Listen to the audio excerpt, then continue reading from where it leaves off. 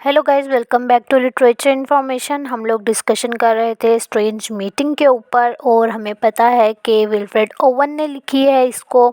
हम लोग Wilfred Owen की पोएम्स डिस्कस कर रहे थे बेसिकली। और हम लोगों को पता है विल्फ्रेड ओवन जो है एक ब्रिटिश पोइट हैं और एक्चुअली में he was known for his war poetry during world war one. और हमें पता है कि वर्ल्ड वार वन में ही इनकी डेथ हो गई थी और इनके मरने के बाद भी कुछ काम इनका पब्लिश हुआ और मरने से पहले भी पब्लिश हुआ। जो स्ट्रेंज मीटिंग पोएम है वो इनके मरने के बाद पब्लिश हुई थी। ठीक है, तो स्ट्रेंज मीटिंग के ऊपर मैंने 2 लेक्चर्स ऑलरेडी अपलोड कर दिए हैं जिसमें हम लोगों ने स्ट्रेंज मीटिंग टाइटल सिग्निफिकेंस देखी थी कि what is the title signify. And second हम लोगों ने जो लेक्चर इसका बनाया है वो हम लोगों ने ओवरव्यू के ऊपर बनाया था कि बेसिकली इस पोएम के अंदर बात किस बारे में हो रही है, ताकि जब हम लोग line to line summary discuss करें तो हमें पता हो कि एक्चुअली में क्या बात हो रही है और हम लोगों को समरी समझने में आसानी हो। तो स्टार्ट करते हैं आज का लेक्चर। आज के लेक्चर में हम लोगों ने समरी डिस्कस करनी है, इस पोएम की line to line summary discuss करनी है, साथ क्रिटिकल एनालिसिस करना है और साथ हम लोगों ने थीम्स देखनी है। तो let's start our lecture. First of all मैं आप लोगों को थोड़ा सा फ्लैशबैक दे देती हूँ कि लेटेस्ट लेक्चर्स के अंदर जो 2 लेक्चर्स हम लोगों ने लिए टाइटल सिग्निफिकेंस और ओवरव्यू पोएम का, तो वो मैं आप लोगों को बता दूं कि हम लोगों ने उनमें क्या क्या बात की थी, ताकि आज का लेक्चर जब मैं आप लोगों को समझाऊं तो जिन स्टूडेंट्स ने उन लेक्चर्स को नहीं लिया थोड़ा बहुत उनके माइंड में क्लिक कर जाए कि ओके इस बारे में बात हो रही है। तो स्टार्ट करते हैं। फर्स्ट ऑफ ऑल हम लोगों ने देखा था कि हम लोगों की जो पोएम है एक मीटिंग के ऊपर है, स्ट्रेंज मीटिंग है। अब स्ट्रेंज क्या होता है आप लोगों को पता होगा, 2 बंदे हैं उनकी मीटिंग चल रही है, हमारी पोएम के अंदर वो दोनों मिलते हैं और स्ट्रेंज मीटिंग इस हिसाब से होगी कि फ़र्स्ट ऑफ ऑल आप स्ट्रेंज वर्ड को समझें कि स्ट्रेंज वर्ड होता क्या है। यहाँ पर आप लोग देख रहे हैं इस ट्री को, ये ट्री है बट ये स्ट्रेंज है, इसके ऊपर इमेजेस बने हुए हैं और हम लोगों को ये चीज़ फर्स्ट टाइम देखने को मिल रही है। ठीक है, स्ट्रेंज ऐसे कि ऐसी चीज़ आप लोग देखें जो आप लोग फर्स्ट टाइम देख रहे हो कि स्ट्रेंज है ये। ठीक है, उसके अलावा ये देखें, ये भी स्ट्रेंज है, ये भी स्ट्रेंज है। तो ऐसी चीज़ दैट इज़ स्ट्रेंज, आप लोगों की अकल जिसको तस्लीम ही ना करे। उसके बाद अब हम लोग देख लेते हैं कि बेसिकली हमारा टाइटल क्या बता रहा है कि strange meeting is a poem about pity of war, के वॉर जो है that is futile tragic. This poem tells us about the impact of war on humanity. ठीक है, तो इसका टाइटल हम लोगों को क्या बताता है कि ये या तो इमेजिनेटिव रिक्रिएशन है जो हम लोग सपोज कर सकते हैं कि डेथ के बाद क्या हो रहा है उन लोगों के साथ जो सोल्जर्स थे, या हम लोग कह सकते हैं कि ये एक इमेजिनेशन है एक लिविंग मैन की कि उसके साथ मरने के बाद क्या होगा। ठीक है, ये हम लोगों ने डिटेल में पिछले लेक्चर्स में डिस्कस किया था, तो अभी सिर्फ सरसरी से बता रही हूँ आप लोगों को फ्लैशबैक, ताकि आप लोग आगे से पोएम अच्छे से समझ सकें। तो टाइम वेस्ट के बगैर अब हम लोग अपनी आगे से पोएम शुरू करते हैं। ओके, फर्स्ट ऑफ ऑल मैं आप लोगों को बता दूं कि जो स्पीकर ऑफ द पोएम है हमारा वो खुद एक सोल्जर है। ठीक है, और हम लोगों को पोएम पढ़ने के बाद पता चलेगा कि वो एक बैटल से इस्केप हुआ है। ठीक है, और जब वो इस्केप होकर वो जाता है तो वो खुद को एक टनल में पाता है।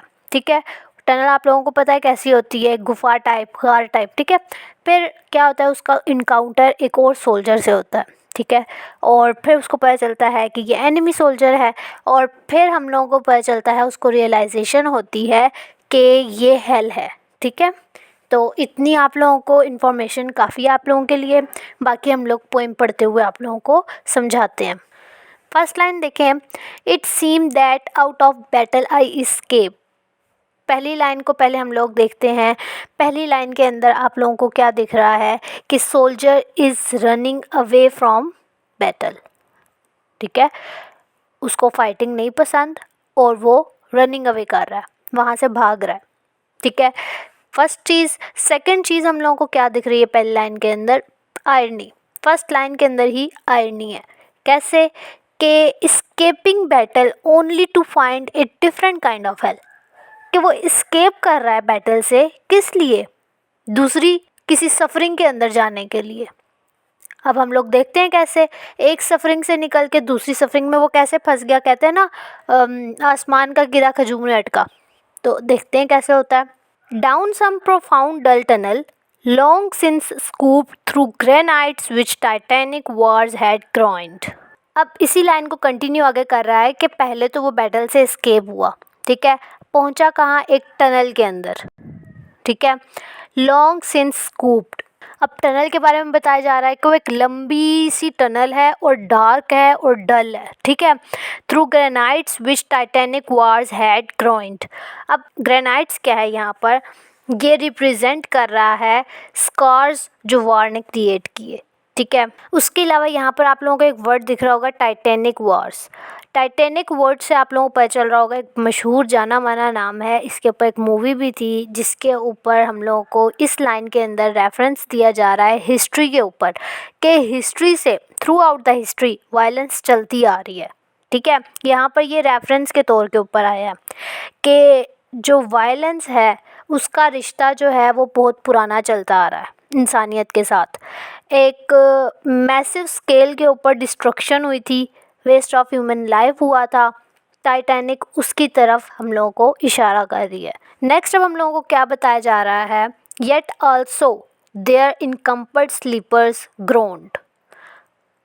अब यहाँ पर इनकम्फर्ट स्लीपर्स कौन से हैं, जब वो जाता है उस टनल के अंदर तो वहाँ पर वो कुछ लोगों की सफ़रिंग और मोर्निंग सुनता है, ठीक है, कि लोग जो हैं वो दर्द से कराह रहे हैं।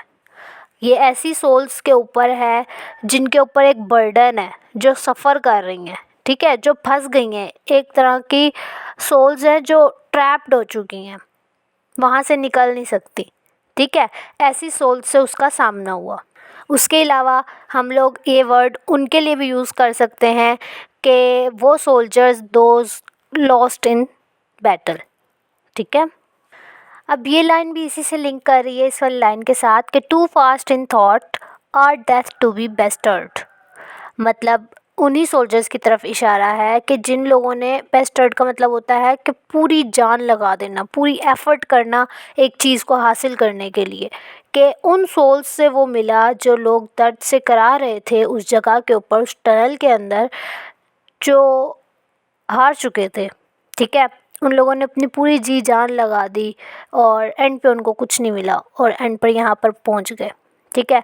अब जब वो इन सारी चीज़ों को एक्सपीरियंस कर रहा था, फर्स्ट पे वो बैटल से एस्केप हुआ, उसके बाद एक टनल में पहुँच गया, अब वो ये सारी चीज़ें एक्सपीरियंस कर रहा है। अब क्या होता है कि then as I propped them, जब मैं उन लोगों को देख रहा था, उनको फील कर रहा था या एक्सप्लोर कर रहा था, प्रॉप्ट का मतलब होता है फील करना, एग्जामिन करना या एक्सप्लोर करना, ठीक है। तो जब मैं उन लोगों को एक्सप्लोर कर रहा था, one sprang up and stared. One sprang up का मतलब यहाँ पर हम लोग ये ले सकते हैं कि फिर उनमें से एक बंदा उठा, ठीक है, जो लोग करा रहे थे, जो लोग सफ़रिंग में थे, उन लोगों को जब ये एक्सप्लोर कर रहा था, उनको फ़ील कर रहा था, तब वहाँ पर एक बंदे से इसकी मुलाकात होती है। वो बंदा उठता है और वो बंदा एक तरह से इसको आइडेंटिफाई कर लेता है या एक तरह से पहचान लेता है, ठीक है। स्प्रैंग अप मतलब उसको पहचान लेता है, हमारे स्पीकर को, और उसको घूरने लग जाता है, ठीक है। And stared with piteous recognition in fixed eyes. पीटीएस यहाँ पर आपको वर्ड से ही पता चल रहा होगा, एक सैड सी, एक पैथेटिक सी, इस तरह की सिचुएशन। रिकॉग्निशन यानी कि आपको आइडेंटिफाई हो गया, आपको रियलाइज़ हो गया या आपने पहचान लिया, किसी को रिकॉग्नाइज़ कर लिया, ठीक है। तो उसने, उसकी आइज़ के अंदर, मतलब उसको पता चल गया, उसकी आइज़ से पता चल रहा था कि इस बंदे ने हमारे स्पीकर को पहचान लिया है कि ये कौन है, ठीक है। एक फेलो हो सकता है इसका, वो ये समझता है उसको। Lifting distrustful hands as if to bless. अब यहाँ पर लिफ्टिंग डिस्ट्रस्टफुल हैंड्स, अब एक लाइन के डिफरेंट मीनिंग्स हो सकते हैं। मैंने लास्ट में भी आपको, जो हम लोगों ने लेटेस्ट लेक्चर्स लिए हैं उनमें भी मैंने बताया था आपको कि लिखने वाले ने अपने तौर पे लिखा, रीडर ने अपने तौर पे लिया, फिर समझाने वाले ने अपने तौर पर लिया और आगे समझने वाले ने अपने तौर पे लिया। तो लिटरेचर है ही ऐसा, जो इसके एक लाइन होती है उसके अंदर से काफ़ी चीज़ें निकल रही होती हैं। तो मैं यही कोशिश करती हूँ कि जो एग्जैक्ट मीनिंग जो राइटर हम लोगों को मैसेज देना चाह रहा है उसी हिसाब से हम लोग इसको समझें और इसको देखें, ठीक है।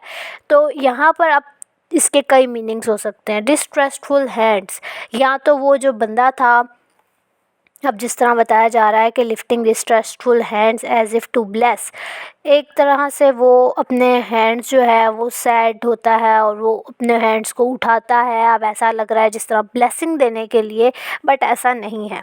ठीक है, होता ये है एक्चुअली में कि डिस्ट्रेसफुल हैंड्स यहाँ पर हम लोगों को उसका एंग्विश, पेन या सफरिंग बता रहा है कि वो कितनी स्ट्रगल कर रहा है और वो कितने पेन के अंदर है। ठीक है, और जो ब्लेस का वर्ड यूज़ हो रहा है ना यहाँ पर, ये एक तरह से आयरनी है।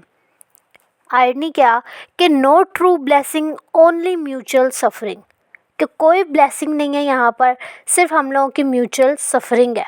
ये बंदा भी सफ़र कर रहा है और अब जो स्पीकर ऑफ द पोइम आया है जो एक तरह से एग्जामिन कर रहा है कि मैं ये कहाँ पर आ गया हूँ, मैं तो एस्केप हुआ था बैटल से, फाइटिंग से, तो ये अब मैं कहाँ आ गया हूँ। तो उसके हिसाब से ये उसको ब्लेसिंग नहीं दे रहा, वो उसको एक तरह से इनवाइट कर रहा है कि आ जाओ भाई, म्यूचुअल सफरिंग करते हैं अब हम लोग। नेक्स्ट क्या है, and by his smile I knew that sullen हाल।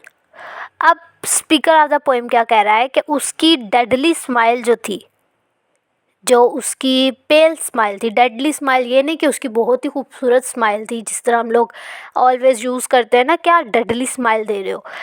यहाँ पर डेडली स्माइल से मुराद मेरा ये है कि उसकी जो स्माइल थी वो एक तरह से फियर दे रही थी।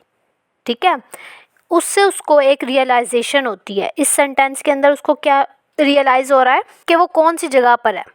ठीक है, अब वो सलन हाल जो है वो क्या है, एक सॉरो, एक सैड, एक ऐसी जगह जो जॉयफुल नहीं है ना ही वेलकमिंग है, उस जगह के ऊपर है। एक ऐसी स्पेस, एक ऐसी जगह जो फिल्ड है लॉस्ट सोल्स से, रेग्रेट्स से और ऐसी मेमोरीज से जो बंदा याद करके भी पेन फील करता है। ठीक है, और ऐसी जगह का हम लोगों को राइटर ने क्या नाम बताया, हेल। ठीक है, तो वो समझ जाता है कि वो कौन से हॉल के अंदर खड़ा हुआ है जो वेलकमिंग नहीं है और जहाँ पर कोई जॉयफुल नहीं है चीज़ और सिर्फ सफरिंग है और सैडनेस है और होपलेसनेस है और सफरिंग है।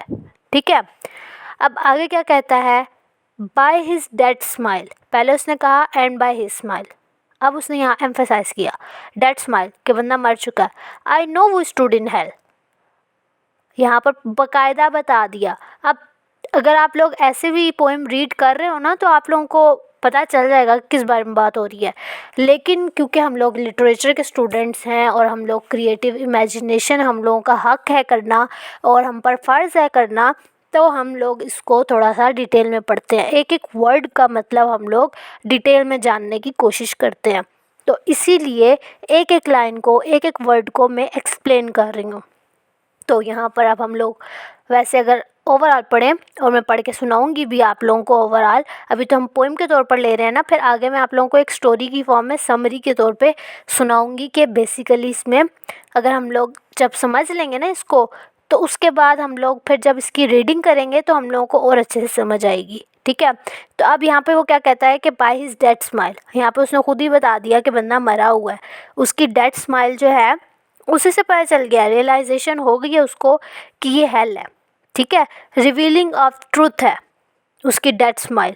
ठीक है, ये पॉइंट साथ साथ आप लोग नोट करते जाएं कि उसकी डेड स्माइल क्या दे रही है, डिस्ट्रेसफुल हैंड्स क्या बता रहे हैं, ब्लेस क्या है, यहाँ पे आयरनी बताई थी मैंने, फर्स्ट लाइन के अंदर मैंने बताया था कि आयरनी है। ठीक है, ये साथ साथ नोट करते जाएं पॉइंट्स। अब यहाँ पर हेल हम लोग अगर देखें, हेल के ऊपर वैसे तो हेल जो होती है जो यहाँ पर बताई गई है वो तो मैं आप लोगों को बता रही हूँ, लेकिन हम लोगों को पता है हेल कैसी जगह है। ठीक है, वहाँ पर जो पेन होता है, जो पेन मिलता है हेल के अंदर, उसका हम अंदाज़ा भी नहीं लगा सकते। लेकिन जो राइटर ने हम लोगों को बताने की कोशिश की है वो हेल उसने एक दो तरह से हम लोगों को बताई है। ठीक है, क्योंकि हमें पता है ये इमेजिनेटिव पोएम है एक बंदे की। ठीक है, वो बैठ के सोच रहा है कि मरने के बाद क्या होगा सोल्जर्स के साथ, वो हेल में चले जाएंगे और फिर हेल में उनके साथ क्या होगा। अब हेल यहाँ पर दो तरह से हो सकती है, एक तो फिज़िकली पेन जो आपको मिल रहा है और एक मेंटली पेन, साइकोलॉजिकली ट्रॉमा। ठीक है, वो पेन। तो यहाँ पर हेल आप लोगों को दो तरह से मिल रही है। विल्फ्रेड ओवन की ही एक पोएम है डिसेबल्ड, ठीक है। उसके अंदर उन्होंने बताया फिज़िकल पेन के बारे में कि वो सोल्जर्स जब लड़ाई करते हैं, वॉर के अंदर जाते हैं, तो फिज़िकल पेन उनको कैसे मिलता है। फिज़िकल पेन उनको ऐसे मिलता है कि जब वॉर के अंदर वो लड़ रहे होते हैं और उनके हाथ पैर टूट जाते हैं, व्हील चेयर पे आ जाते हैं वो लोग, बेशक बैटल जीत गए वो लोग, तो व्हील चेयर पे आ गए, अब फिज़िकल पेन मिला उनको, ठीक है। वो चीज़ उनके पास नहीं रही, ना वो हाथ रहे, ना पैर रहे, ना वो कोई चीज़ इस तरह की फ़ील कर सकते हैं, ना अपनी मर्ज़ी से इधर उधर जा सकते हैं, वो चीज़ तो नहीं ना रही, ठीक है। और साइकोलॉजिकल ट्रॉमा जो होता है, फॉर एग्ज़ाम्पल एक बंदा मर गया वॉर के अंदर, अब उसके जो पीछे थे लोग, बीवी बच्चे, माँ बाप, बहन भाई, ठीक है, वो लोग जो है वो जिस ट्रॉमा से गुजरेंगे, स्पेशली उसकी फैमिली, जो उसके बहुत करीब लोग थे, आप लगा सकते हैं उसकी वाइफ, लगा सकते हैं उसकी माँ, लगा सकते हैं, ये 2 बंदे ऐसे होते हैं जो ज़्यादा ट्रॉमा फ़ील करते हैं, ठीक है। तो ये लोग जो है वो फिज़िकली साइकोलॉजिकली ट्रॉमा से गुज़रते हैं एक बंदे की गैर मौजूदगी की वजह से, ठीक है। अभी 1-2 दिन पहले ही मैं आ रही थी, एक छोटी सी आप लोगों को एग्जांपल दूंगी यहाँ से, कि मैं आ रही थी और हम लोगों की ट्रेन के नीचे एक बंदा आ गया था मेरे सामने, ठीक है। और उस बंदे का कुछ नहीं बचा था। जब उस बंदे को मेरे सामने निकाल के बाहर रखा गया, हुआ भी कुछ ऐसा था कि बिल्कुल वो बंदा हम लोगों के डब्बे के नीचे ही आया था और मैं जहाँ बैठी हुई थी बिल्कुल मेरे सामने ही निकाल के उस बंदे को बाहर रखा गया था और मैं ट्रेन में ऊपर बैठ के खिड़की से देख रही थी उसको। तो अब जो उसके घर वाले थे उन पर क्या बीती होगी इस तरह अपनी आंखों के सामने उस बंदे को देख के। उसके जो टांगें थी, उसके जो पैर थे, सब कुछ कट चुके थे और उसके जो उसका जो सर था ना, वो भी इस तरह पिस गया था बिल्कुल। ट्रेन के नीचे अगर एक बंदा आए, ये तो मैं वॉर से थोड़ा सा हट गई हूँ, लेकिन वॉर के अंदर भी ऐसी सूरत हाल होती है। बेशक वहाँ पर इस तरह ट्रेन के नीचे आने से और वॉर के अंदर लड़ने से दोनों अलग चीज़ें हैं, लेकिन मैं एक तरीके से आप लोगों को एक्सपीरियंस करवा रही हूँ कि इस तरह अपनी आंखों के सामने आप बॉडी पार्ट्स देखें पड़े हुए अपनी फैमिली मेम्बर के, तो कैसा लगता है। तो ये यहाँ पर हेल जो है इस वर्ड के अंदर बहुत ज़्यादा गहराई है, ठीक है। यहाँ पर उसने 2 तरीक़ों से बात की है कि एक बंदे की जो ज़िंदगी है वो भी हेल बन सकती है, फिज़िकली या साइकोलॉजिकली। यहाँ पर तो अगर हम लोग लाइन को देखें तो वो ऐसे ही हम लोगों को एक मीनिंग दे रहा है बस कि जी मैं बैटल से एस्केप हुआ और फिर मैं ऐसे टनल में पहुँच गया और फिर वो जी वहाँ पर मेरी एक बंदे से मुलाकात हुई और फिर मुझे पता चला उसकी डेडली स्माइल से कि जी मैं हेल के अंदर हूँ। हम लोगों को मीनिंग तो ये दिख रहा है, लेकिन बैकग्राउंड पे हम लोगों को क्या दिख रहा है। ओवन ने खुद अपनी एक पोएम लिखी थी डिसेबल्ड, उसको एक दफ़ा सिर्फ आप ऐसे रीड आउट कर लीजिएगा। उसके अंदर बंदा होता है व्हील चेयर के ऊपर और बताते हैं बाकायदा हेल का बताया हुआ उसके अंदर कि हेल होती क्या है फिज़िकली और साइकोलॉजिकली, उसके अंदर एक्सप्लेन किया है हेल को ओवन ने। तो इसका एक ये वर्ड उस पोएम से आप रेफरेंस ले सकते हैं कि यहाँ पर, क्योंकि क्वेश्चन आ सकता है कि discuss the symbolism of hell as both physical and psychological space, ठीक है। तो विल्फ्रेड ओवन को आप पढ़ रहे हैं, तीसरी पोएम हम पढ़ रहे हैं इनकी, तो इसलिए मैंने कहा ये आप लोगों को बताना बनता है, मेरा मुझ पर फ़र्ज़ है ये बताना, क्योंकि मैं आप लोगों की टीचर हूँ।